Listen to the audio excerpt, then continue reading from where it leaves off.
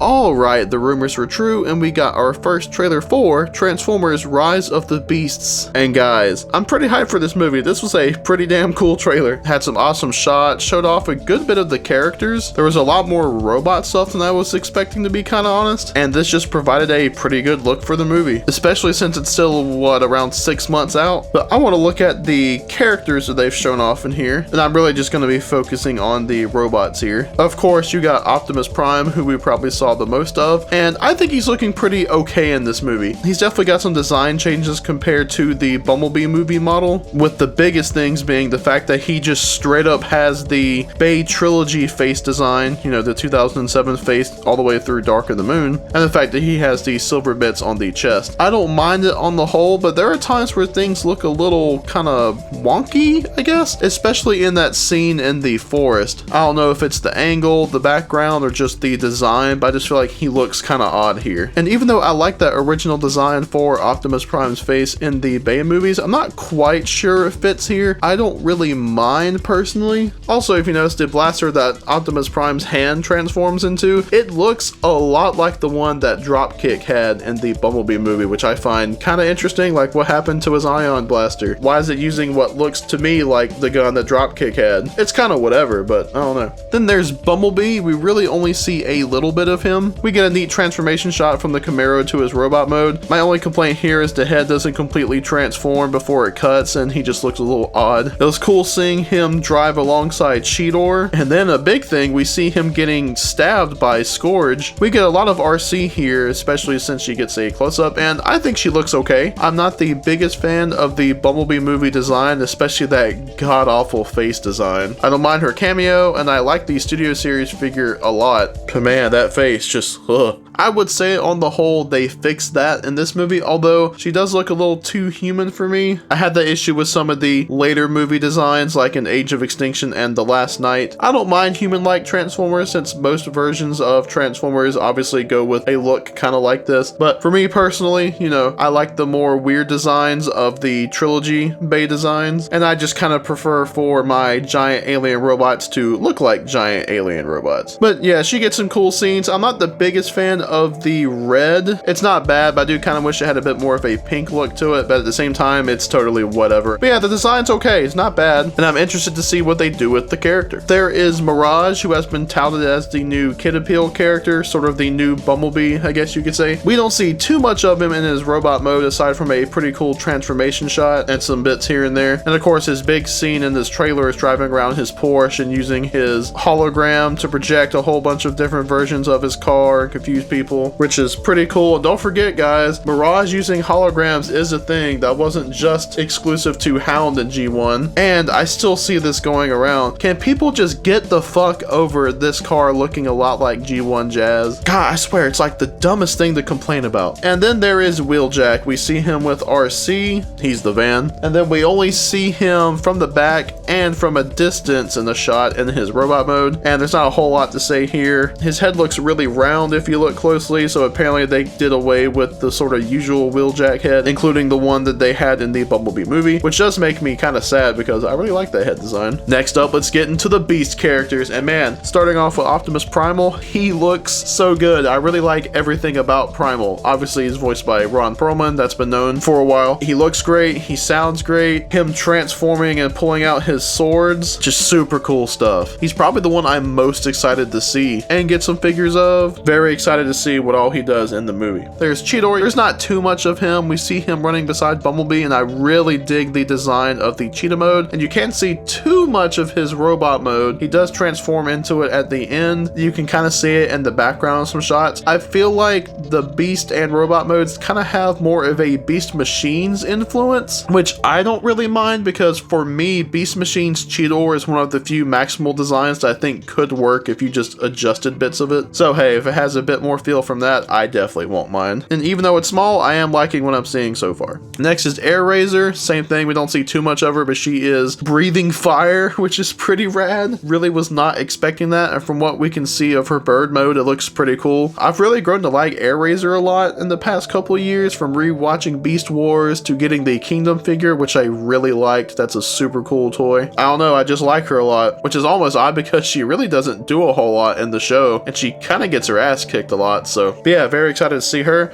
Then last there's Rhinox. We just get some brief scenes with him, and kind of the same with Cheetor. You can kind of see his robot mode in the background. Definitely interested to see more of him. Then lastly, there's the Terracons, and starting off, we'll start with Scourge. I'm not gonna lie to you guys, I'm actually kind of disappointed with how he looks. It's not bad, but I'm not really feeling it. Maybe it's because everyone described him as looking just super cool, and I don't know, maybe I built up too much of an image in my head of what he was gonna look like, and I don't know, I'm just not super huge fan of him. I mean, we only see him briefly, and even then we don't get to see his whole design at once, so like, you know, I'll definitely wait to judge. But right now, if I'm being completely honest here, I'm not really feeling it, which really sucks to say. Like, this is one of the few character designs in any of the movies, all of the Michael Bay movies and the Bumblebee movie, where I saw it and I was instantly just like, I'm not really a fan. Who knows, I hope it changes, and I'll definitely be interested to see more of him. But right now, I'll be honest, I am a little disappointed. We see Battle Trap at the end, and I mean, the Studio Series toy looks pretty accurate. I dig his design. I've seen quite a few complaints about his face design, and I just don't really get it. I think he looks cool, and I guess we'll see what he gets up to in the movie. I don't know. And then there is what I think is Nightbird, and a lot of people online seem to agree as like the purple thing flying around, and I believe you can see some tires on the design. So honestly, there's not too much to say here. It's just that might possibly be her. Then also during the last bit, we kind of see these weird spindly random robots. I just wanted to comment on them being there because you can't really make them out, but they're kind of oddly thin guys kind of running around, so maybe they're drones fighting with the Terracons, who knows. One thing I wanted to point out though, even though I've already said a couple, are the ties to the Michael Bay movies, because they reuse a good bit of the sound effects and whatnot. There are quite a few that I recognized in there. You know, there's obviously the fact that Optimus Prime's face in this looks almost identical. I'm sure there's some details different here and there, but pretty much identical to the face design from the 2007 movie to Dark of the Moon. And then during the end bit with the big battle, you see him using swords that look a lot like the pretty much standard movie Optimus Prime Energon swords. We don't see them too clearly, so it could definitely be a little different looking, but on the whole, they're definitely meant to at least resemble those in some way. And you know, I've seen some people say that Optimus Prime's design kind of looks like a mix of the Bumblebee movie design with the 2007 movie design. I wouldn't necessarily say that, but I could kind of see a bit more of a Michael Bay influence to an extent. One thing I want to touch on too is the complaints about the CGI in this trailer, and like, guys, who cares, man? This movie still has a full 6 months. Just because it got delayed by a year doesn't mean they're going to be working on it during that time, and most likely weren't. And some of the other Transformers movies, most notably Age of Extinction, had some very rough looking CGI in the trailers, to the point where every time a new trailer or TV spot or something came out, you could see certain shots they would use in each one getting better as time went along. And for better or worse, this is a common thing that happens with unfinished CGI, just to put shots out there. Not to mention, I find just complaining about CGI these days is just old. I get it when stuff doesn't look great, but like, I don't know, I just feel like some people always go to that and just kind of use it as like a crutch. But at the same time, you know, unless it's very noticeable for me, like subpar CGI or stuff that doesn't look as good doesn't really bother me. It doesn't really take me out. Like, you gotta look like some sci-fi original movie stuff for me to really be like, oh man, the CGI. I just feel like it's something that everybody complains now. It's just gotten so old.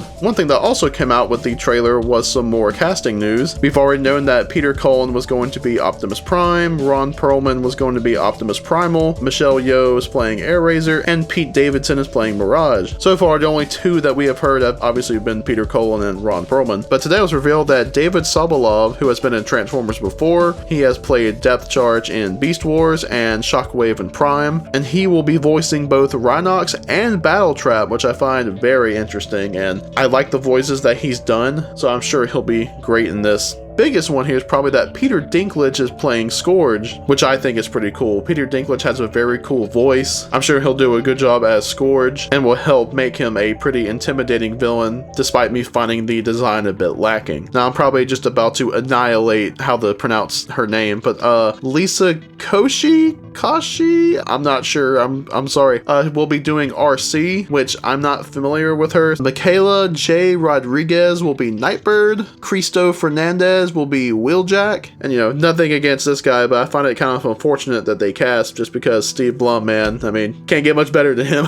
There's a Toby, I'll be real, I'm not gonna try for that one, sorry. He's playing a character called Reek, which I mean, hey, another Game of Thrones reference perhaps? Probably not. That was a pretty dark part of that show. But playing a character called Reek, who I would bet is the character we've heard rumors of called Crescent, who has been rumored to be a skunk, and Reek would be a pretty good name for a skunk character, so hey, I guess that works out. And last but certainly not least, there is John DiMaggio, who has obviously played Crosshairs in Age of Extinction and The Last Night, and Leadfoot in Dark of the Moon, and he will be playing Stratosphere, which I find very interesting. The character has been rumored before. And, it's kind of neat that 13 years down the line, Stratosphere is finally appearing in the movie after being in the Revenge of the Fallen toy line and the Dark of the Moon video game. Now, there's some stuff that I want to touch on that could be spoilers, so I'll make this a chapter in the video. So if you want to, just skip to the end of this chapter. But there was a leak a little over a year ago that came out around the same time when the movie was delayed, and it was talking about how this would still sort of be a prequel to the Michael Bay movies, and that the Terrorcons were Autobots reformatted by Unicron after The Last Night, and Scourge would be Optimus Prime from the Michael Bay movies. And there's a part of me that kind of wonders if that might be true, because I definitely instantly was like, nah, that's not gonna happen. But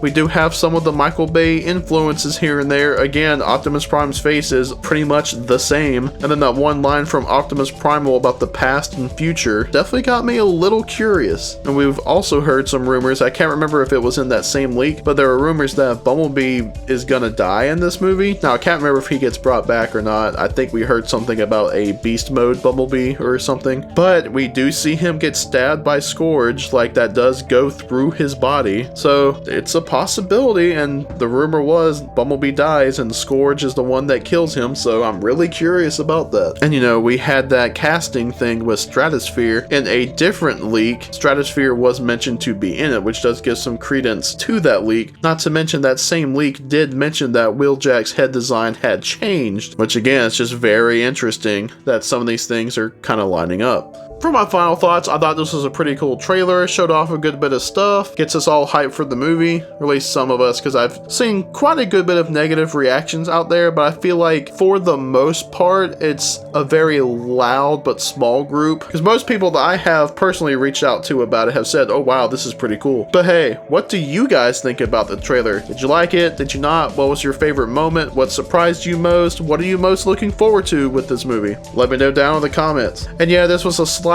detour. I said in my NPM Blackout review that the next video would be my Revenge of the Fallen review and retrospective, but I didn't expect a full trailer for this movie to come out. Like, come on, you guys. But don't worry, I am working on that still, and it will be out soon. As always, I want to give a big thanks to everyone for watching, and have a good one.